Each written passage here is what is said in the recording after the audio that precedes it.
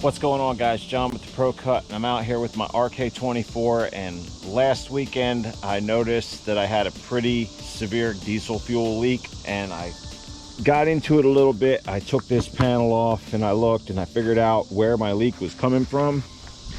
It appears to me that one of the mounting bolts that's threaded into the tank probably got over tightened and caused a little hairline crack in the tank, and then over time with vibration and whatnot from the fact that it's a diesel engine and it's a tractor that gets worked pretty hard, the leak has gotten worse over time, and I just noticed it.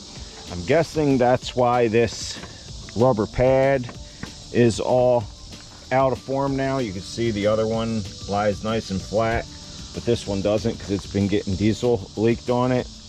And you can see where it's kind of a different color here. It's darker here than up here because there's diesel been getting on that as well. So today I'm gonna show you how to take your fuel tank off of an RK24 tractor, and I'm hoping that I can make a repair and I don't need to replace the whole tank. So let's get into it and we'll see what happens. I'll try and tell you what tools we need as we go.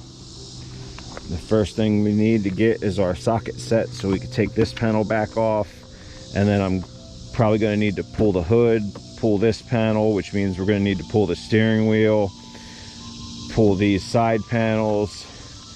It's going to be quite an ordeal. So now back onto this tank repair, and you can see I've taken the backhoe off, I've taken the front end loader off, and this was the first time taking the front end loader off. I'll put a link to that video here if you want to see that.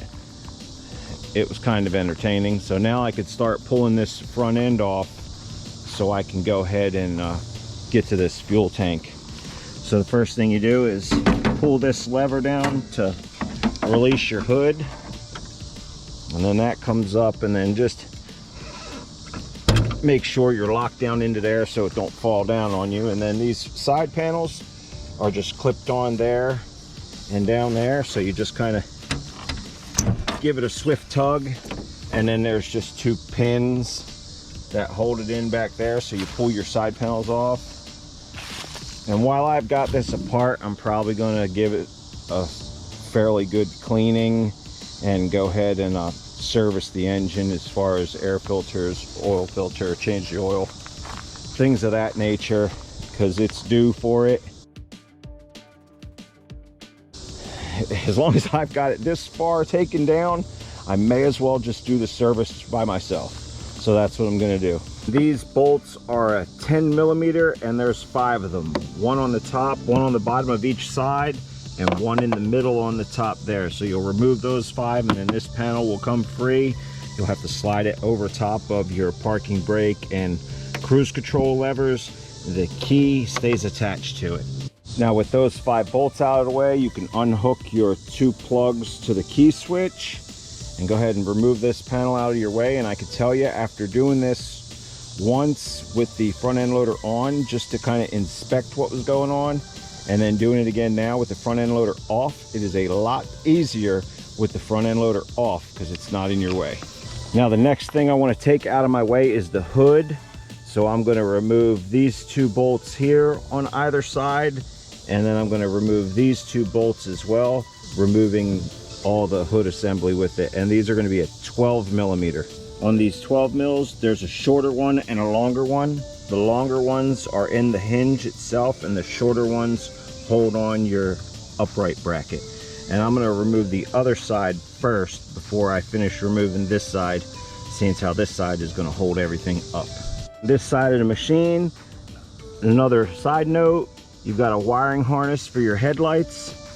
So you'll see down in here, just give that a little tug, you'll see you've got a connector down here. So go ahead and disconnect that connector so your wiring harness and everything stays where it needs to go. And just note to yourself that that wiring harness goes on the inside of this piece of framework. Now the hood is off.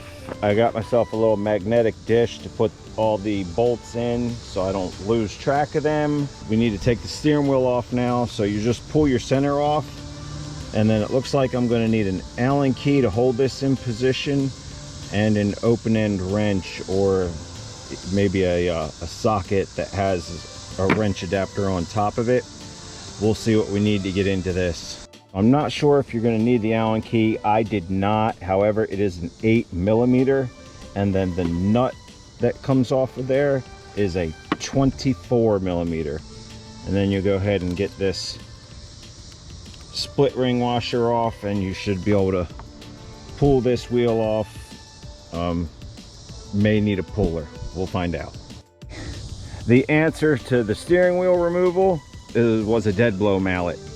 A couple of whacks underneath, you know, spinning it a couple times, so I was hitting all 3 spokes instead of just one the whole time.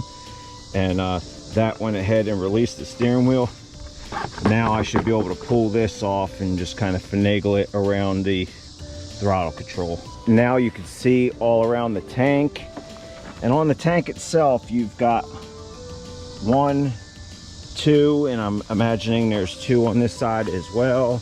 Yeah, 3 and 4. So there are 4 mounting bolts that hold the tank on.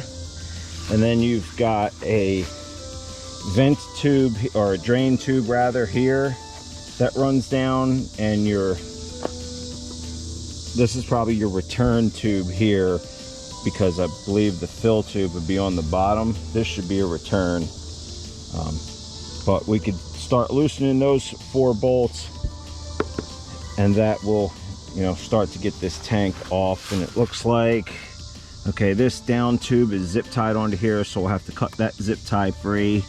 Yeah, and here's the supply line for the fuel. Have to kind of work as we go and figure out where all these lines are going to and what all needs to be removed to be able to get this tank out of here so I can fix the leak. All right, and the tank mounting bolts are also a 12mm on the head, and they are the short length, the same as the ones that held on the hood prop. And there'll be 4 of those. So instead of cutting this zip tie free around this drain, I just took the whole drain off. You just remove your fill cap and you can pop that off. Be careful not to get any dirt down in your filler. And you just pull this little tab up from around that. You can pull that off out of your way. Then I'm going to disconnect the fuel sending unit wire, and I'm going to take off this return line here, and then I'm going to take off the fill line on the bottom, but I'm going to need to get a little cap to be able to put back over that so my fuel that's in there doesn't leak out all over the place. Shut my fuel off at the fuel water separator.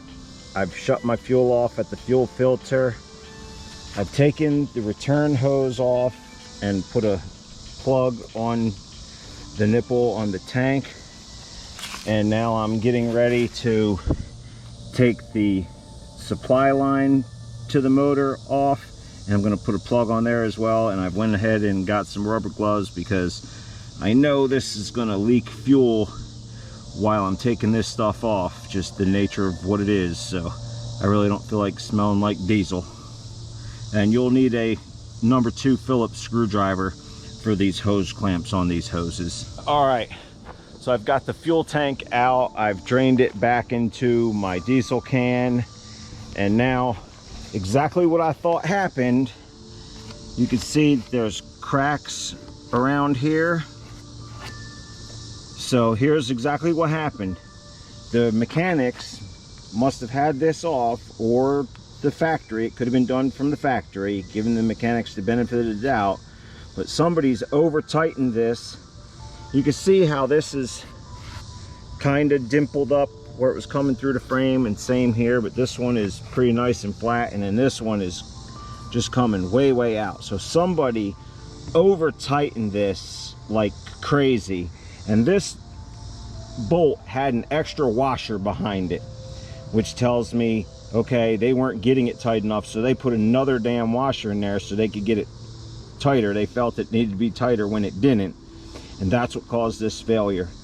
Now hopefully this could be repaired. Hopefully I don't need to buy a new fuel tank, because I don't even know where I would get one, and I'm sure it'd be hundreds of dollars.